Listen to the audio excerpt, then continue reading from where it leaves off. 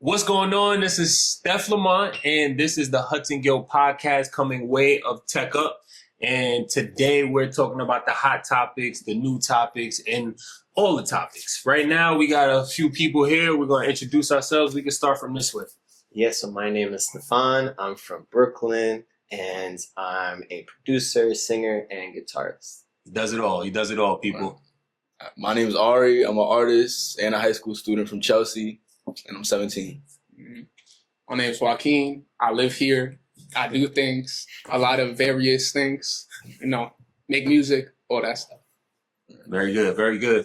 So, the way I like to start these podcasts out is I like to talk about, the everyday things before we get into, we dive into the topic.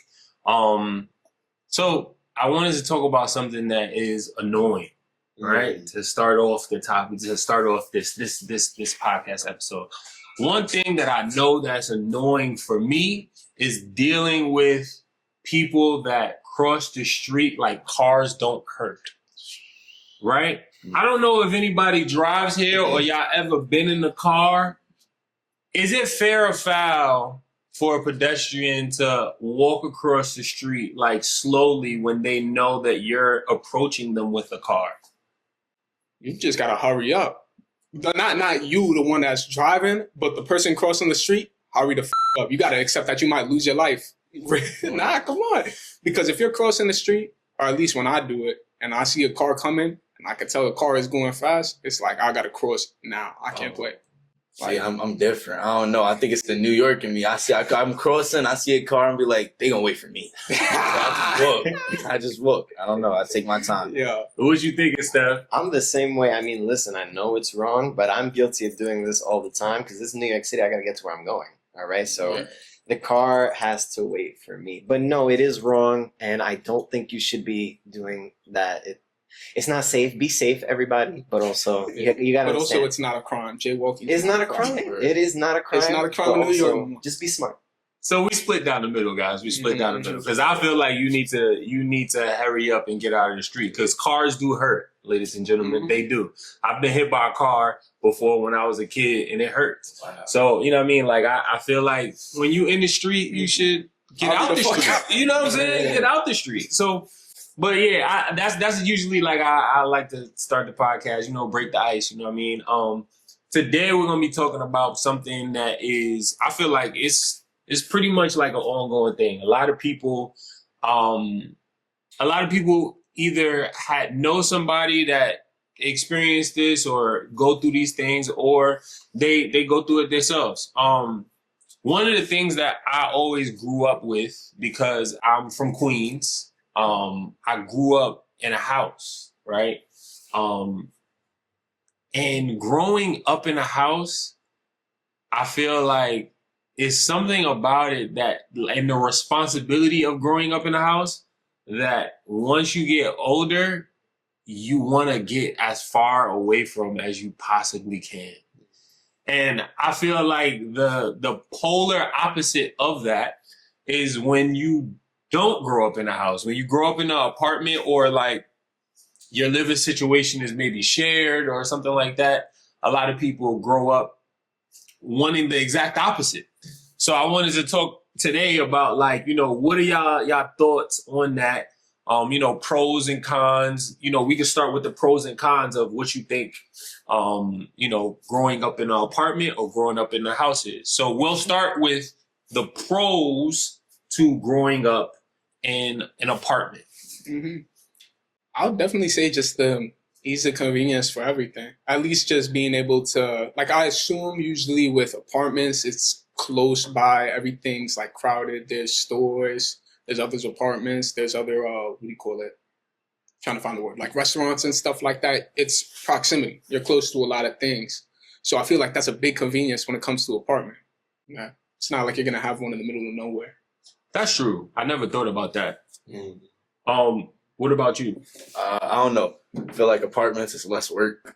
I feel like it's a lot less work. You don't got to clean 3 floors, 30 rooms. You got 3 rooms, a bathroom, a kitchen, and a living room. and it's easy to maintain. So I think that's a pro. Right, straight to the point. That's a good Exactly. I think one of the things that's really interesting for me, because I wouldn't know how I would define where I live, because I do in East New York, you have houses, but in the house you have like the first floor goes to this family or the second floor goes to this family. So would that be an apartment versus like a house? I would say the one thing that because I would classify it as an apartment because technically the whole place is not mine. One of the things that I think is like a pro. Just speak up a little bit. Yeah, no problem. One of the things that I think is like a pro is, you do get that ease of convenience, to echo what others have said, but also one of the things that's really big for me, I'm an introvert, privacy. Privacy is the biggest differentiating factor. Listen, when you're in a big city, you're going to have more apartments going on. You're going to have a lot of people moving in and out. And I think that privacy, your expectation of how much privacy you're going to have, depending on your living situation, is just going to be different when you're in an apartment. Because if I lived in a house, I could do things. I could have anybody over. I could do whatever I want. But then I also have a farther proximity to other people versus like being in an apartment. It's probably a shared space, like in a condominium or something. So you do have to just be mindful of it. You're not going to not be private or to yourself, but there's just some considerations with that I think is like very important, and that's the con side. Mm-hmm. Oh, so Steph said, "Bump what y'all talking about." I'm going straight to the cons. I got you. No pro. You know what I'm saying, right? I have to bring balance. All right. Now, so I guess we could go into like the cons now of living in an apartment. So, you can start. Yeah. Okay, start. I think a con, man. I don't know. Like, I love living in an apartment, but I think a con is like what you were talking about. Like, just too close. You're too close to everything. Mm-hmm. Like, you really don't have privacy. You can't do much. You gotta just, you gotta deal with what you got. Like, and it's like you got people right next to you that don't even live with you. Like, it's just like everything's so tight. It doesn't give you no space to. Yeah, that makes sense. Absolutely. I think like the trade-off is that responsibility that you mentioned. You have less responsibility being inside an apartment, but you get a little bit less privacy. Once you get inside a house, you got a lot more privacy, even going towards more like Queens, where it's like you have full-on houses, like no duplex, no triplex or anything like that. That's when you get to the point where it's like, okay, this is your little land. This is your little prairie. Like you got privacy, truthfully.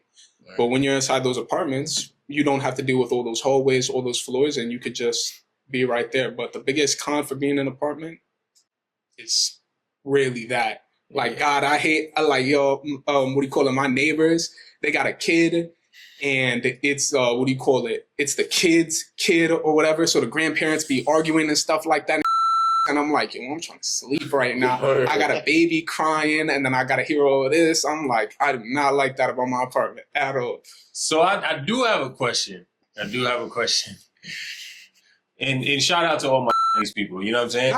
Yeah, exactly. You know what I'm saying? Because we not race shaming, nothing like that. Y'all was arguing, so my man pointed it out. That was but honestly, you know what I'm saying? Exactly. But I do have a question. In living in an apartment, because I think that multiple people said something about privacy, right? I think what is the issue revolving around privacy if the people that may make things unprivate, you don't know? Like, why do you care about, I'm pretty sure that those people that were arguing didn't care that you heard that they were arguing.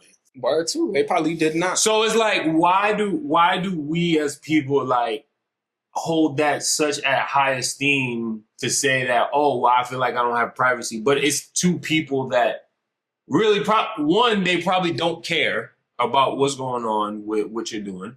And then two, you don't even know them. So why do you care, if they...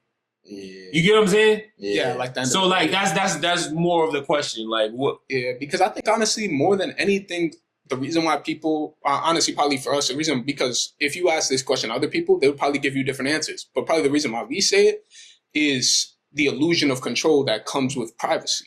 Like if we think that we have privacy inside of where we stay, inside of where we sleep, we feel like we have more control. You know, I know, what I'm doing inside of my house, whatever it may be. And sometimes you don't want other people to hear that. And because sometimes we may not have control in other parts of our lives, we may prioritize that fake privacy that we may get or could get. Okay, that makes sense. Word, I see that. Like you gotta have, I don't know, it's like in everything in life, like in your job, outside, you don't really got no control. But when you get home, you want to be able to just like, I don't want to hear nothing. I don't want to hear nothing. I don't want to listen to nobody arguing. I don't want to, you feel me? Like you get home, you home. Yeah. And it's just like a chill. Like, I don't know. I went to Syracuse. It was so quiet. Yo. Like I felt like I could control what I wanted to hear. Like if I didn't want to hear anything, I didn't have to hear anything. So I think that illusion of privacy, right, or like illusion of control. Yeah, I like that. That's interesting.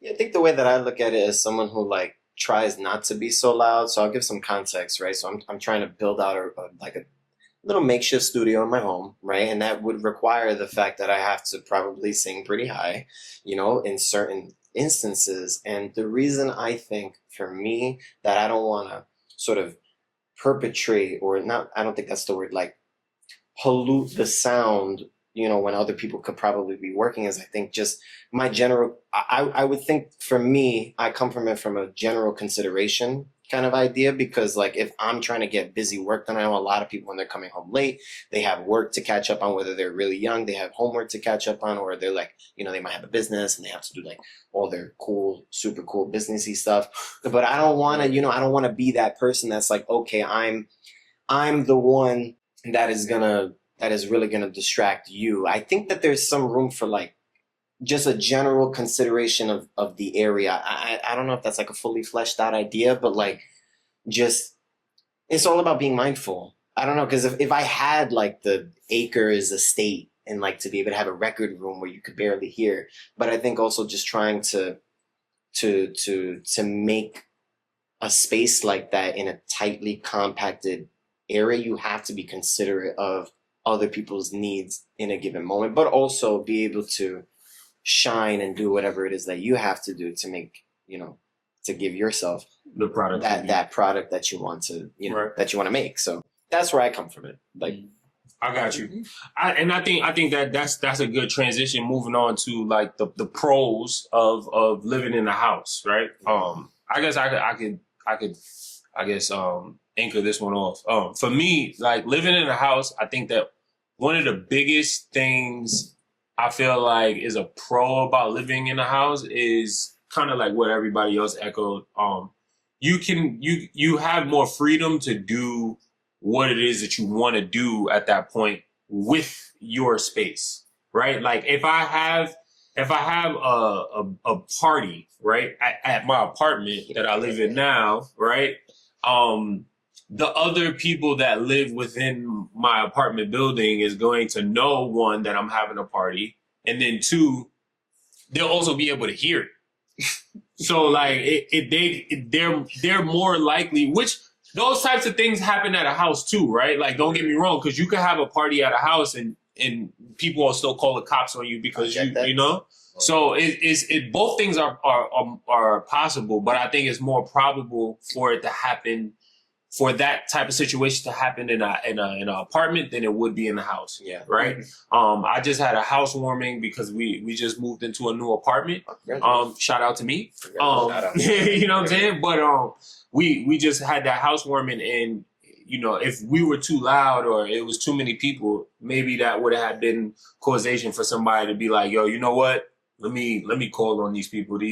Especially because we knew in the neighborhood, you know what I mean, all of that type of stuff. So that could have very well happened. But if I was in my house that I grew up in, I wouldn't have to necessarily worry about that as much.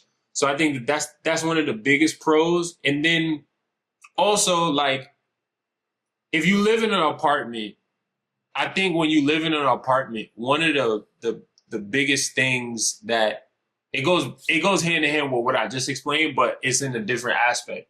When you live in an apartment, you can't do whatever you want to that apartment, because when you leave the apartment, it has to go back to the way that you got it. You know what I mean? So like that part of it is also like, I would feel like it's also a pro of having a house, because like something like what Steph is trying to do as far as making a studio, I could literally build a studio in my house. Yeah. And I'll be good. Like, you know what I mean? Like, it wouldn't be no issue.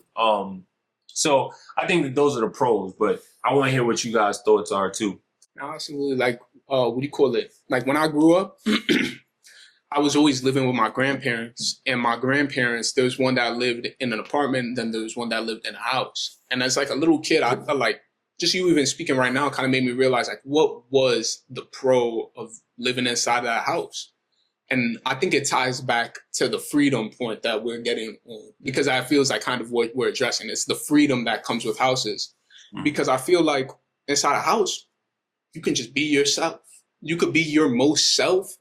And just like that apartment and how you can't personalize it, you can't personalize your house. You can be your fullest self because you have that safety to be your fullest self. You know, you're able to have the kitchen where you want. You're able to have the oven, gas, electric. You know, that's America. That's your right, bro. Like, come on, you got that option. So having all of these little things to do whatever you want, sometimes you don't get those conveniences inside of an apartment. Like, what do you call it? I remember I lived in the first floor of an apartment one time, and that was the only reason why I could play basketball, because I wasn't bothering anybody downstairs. But when I lived in the house, I'd be playing Just Dance. It would be 6 a.m. I'm like, I'm feeling like Michael Jackson for real. Right. Like, come on. And so it's like, I would say that the big thing that comes with the house is really that freedom, and to be able to etch yourself in a moment in time inside of that house, inside of that space. Makes sense. Anybody else? As far as living in the house, what's like the pros of it? Yeah. I think one, to echo your freedom point, like there's nothing like having space in the recreational like area, like a real backyard to just do whatever you want. That is unparalleled. We live in New York though, so ain't a lot of backyard. Even if you get a backyard, ain't a lot of backyard you about to get. Mine's shared. It's like, right, exactly. I think for me, like it also depends. A lot of these things are things that depend, right? So when I'm thinking about my apartment, I'm thinking about the fact that, you know, the space is not very huge. You know, when I'm looking for clarity, I'm looking for mental clarity. You know, when I'm in my house, sometimes I want to leave the house because I want to be able to go and breathe and explore. Like when you have such land, for me, when I visited people that have houses, it's just something about my clarity is different. And of course that depends on your location, because when you're like, let's say you get like a house in Jersey or something like really far back, you're gonna have that land. It's just different for you don't have the hustle and bustle as the same environments that apartments are usually found in, which are usually like metro areas and stuff. So it's just, for me, that's the goal. A house one day. I get it. Yeah. You know? So that's my pro, that mental clarity and just being able to, you know, just relax your thoughts and stuff, for sure. Yeah, I don't know, like I get it, but I feel like that's the con for me. I feel like you don't get accustomed to it, because then at the end of the day, anything in the real world, I feel like it's so tight, cluttered. You're gonna have to learn to deal with it. You get so accustomed to like, being free. I could do whatever I want. And then you go to Brooklyn, downtown Brooklyn. You got to deal with 3,000 people around you. You know? Right. Oh, I can't deal with either. Yeah. No. I feel like you get accustomed to it. I feel like you said, it's good to vacation into houses and but like to stay in that and then come to. I feel like that's what makes people when they come to New York kind of like, oh my gosh, so much people, because they're not accustomed to it. That's true. I feel like you don't get accustomed to. That's actually a really good point. Yeah. I wanted to read you guys a statistic too. I was looking this up when I was thinking about the topic. It says 89% of Americans prefer single-family homes over condos or townhouses. And then this is another stat that is aspiration versus reality. Despite high demand for rentals, nearly 87% of Americans still aspire to own a home someday. So it's a very high percentage of people that actually want to live in houses. And then even the people that live in like rental properties or things of that nature also aspire at some point to move into homes. I wanted to speak to you guys about like why you guys think that is, because it goes back into what I started the conversation with, in the fact that like, because I grew up in a house and like I really understand the responsibilities of a house, I have no desire to want to live in a house, right? And I think so. Me and my wife, right? My wife, she didn't grow up in a house. So because she didn't grow up in a house, she like her aspiration is to get a house, but mine isn't. But I always thought about that, like, why is that? So I just wanted to get you guys insight on that.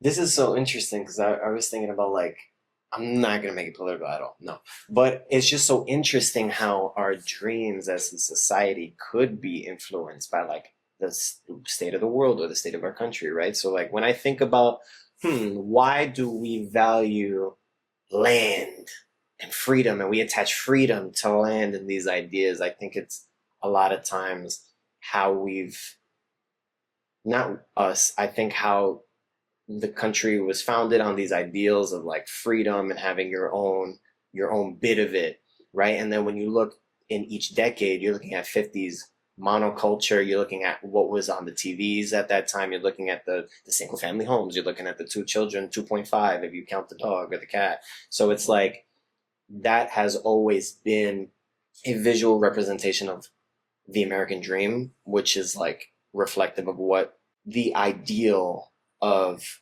the country is founded on. And I do think, of course, with the rise of urban centers, that lifestyle has been challenged and changed, especially when a lot of business migrates to heavy urban centers such as the New York City metro area specifically, and also in the West Coast, the Los Angeles metro area. It's just, I think that single idea of America should be free, and how our advertisements have been, have been sort of handled throughout the decades, has definitely played a part in that for certain. Because you go on the cartoons, all the people have like single family homes, and it's just something that's part of the idea of freedom for us.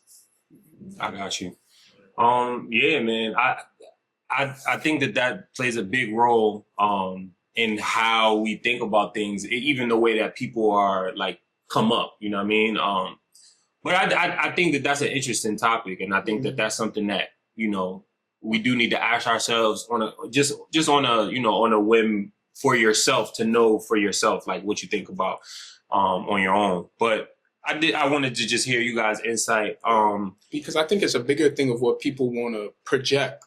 The reason why people may want that townhouse or that one bedroom is because people want to project like, I've achieved this dream, I've achieved this freedom. I can. Yes, yeah. I can.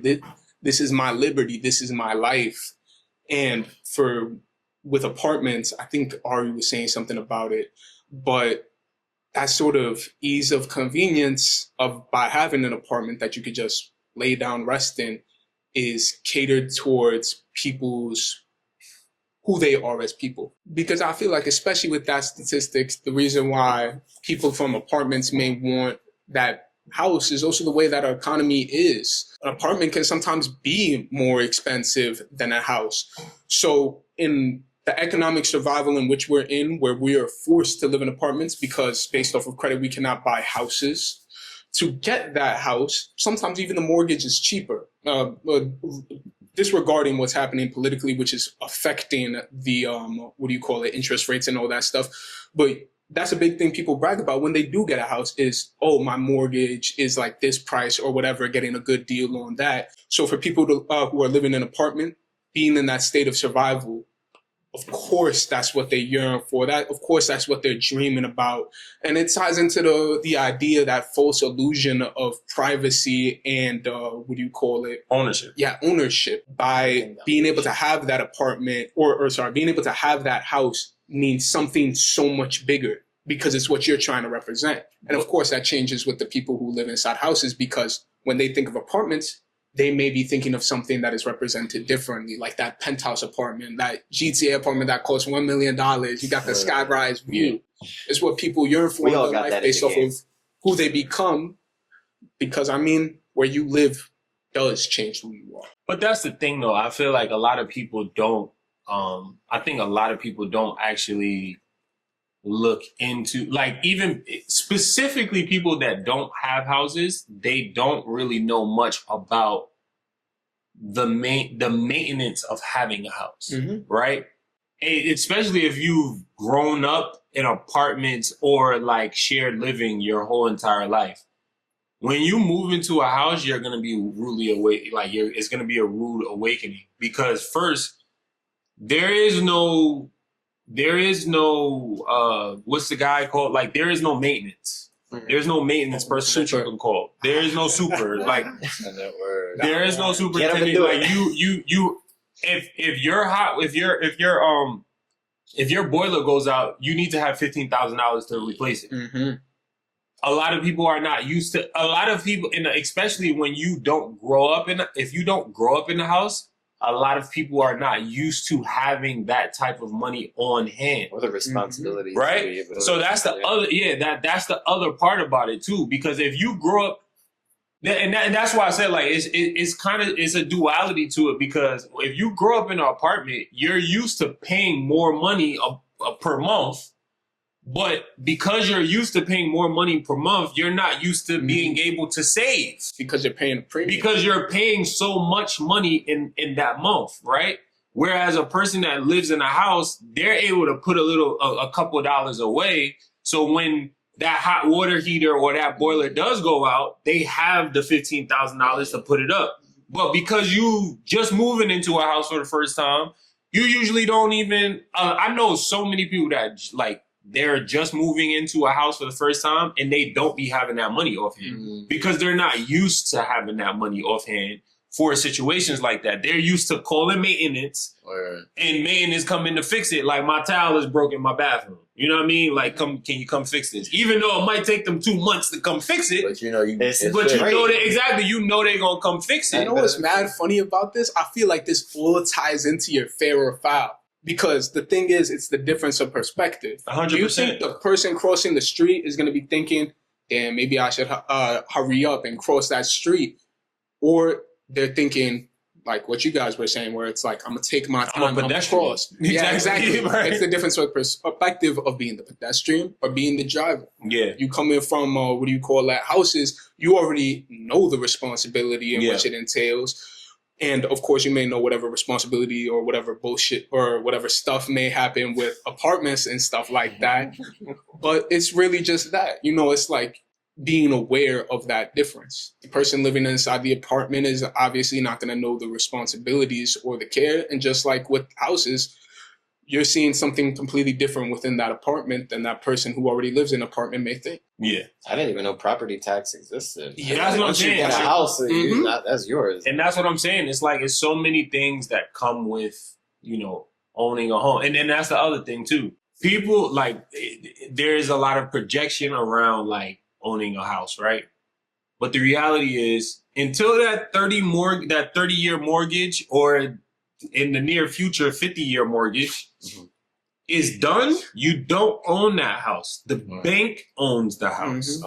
And you're paying back the bank for paying for your house. That's what's actually happening. And if anything happens, if you own your house, and this is what I tell people all the time, if you own your house so much, stop paying your mortgage and see who owned the house then. Exactly. See who owned the house then. Stop paying your mortgage and see who owned the house then. I feel like that's like human. I feel like, I don't know, it's happening to human nature. Like, we even nomadic, like Homie Hill Saviors, whatever. They were nomadic. Yeah. They moved around. Apartments are like temporary. Correct. So, like, that's why you only got 1 year lease, 2 year lease. Because it's for you, like, just for the time being. Word. And you could stay longer, but like against houses. Do not get a house. Nah, but that's the thing though. Like, I'm not against houses. I think that ownership of houses is good, but I think that it's good from a real estate point of view, not from this is where I live and I'm buying a house for a trophy. So I can say that I own a house. Yeah. I don't think that it's good from that perspective. I think that it's good from a perspective of you being able to have passive income. and you renting out your house to people that want to have the illusion to have a house, and you can make money off of that every month. I think that aspect of owning a house is good. But for you to just have it just so that you can say that you have it, and you don't even, like, a lot of people die in their house. You know, not to make this a morbid thing, but a lot of people die in their house, so they don't even reap the benefits of what the house could have been for them, right? Mm-hmm. And they leave the bill to their child or whatever, and now the child is left with taking care of the house. And you know, in some circumstances, you know, later on selling the house or figuring out if they're gonna sell the house or whatever. But like, you know what I mean? I think that is, you know. No, absolutely. It's like, do I sell my childhood family a home? Or do I now struggle with this new debt and have to completely change and uproot my life? Correct. And I think that's a bigger thing of the fact that ownership, just like what we were talking about with privacy, doesn't really mean anything. At the end of the day, again, not even to make it morbid again, but you're going to die. When you die, you're not owning that house. You're not King Tut. That's not going to heaven. You are a gangster. Exactly. So it's like, when we really look at these things, I think a question to be brought up is, or a thing to realize is sort of none of that ownership, performance stuff doesn't matter unless that is truly what you want. If you want a house because of your own personal reasons and you are willing to take on that responsibility, because houses, like I remember my boiler broke. There was like 3 months where I had to eat fast food because truthfully, we could not make anything. We could not make anything at the house.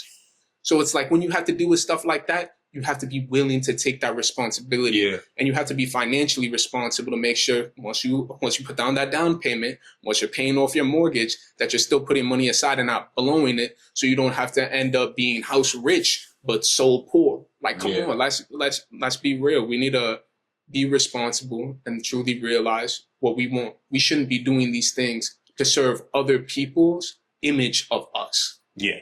How is that important? Yeah. I think I might have learned something today. Holy, like I always wanted a house. You know, I might just rethink that. Also, when you fully pay off that house, the property taxes do not end. So that's the reason why my grandma had to sell her house, raise 2 families inside of that. So you always got to watch out. That's Social Security. When you sell the house, you have to pay property tax on your sale. Oh yeah. Like my grandmother just passed away. When my grandmother passed away, we had to sell her house. She had to pay $30,000 of property tax off of the selling of her house. Oh, that's okay. So that's another. So it's like it's really like if they gonna get you going or they gonna get you coming, bro. Like so that's how I look at it. But I think that this is a good discussion. I feel like this is a good time to put a pin in it, and then we'll revisit with new hot topics and more topics the next time we see you guys. But for now, this is the Hudson Guild Podcast signing out, and we'll see y'all later. Peace. Out.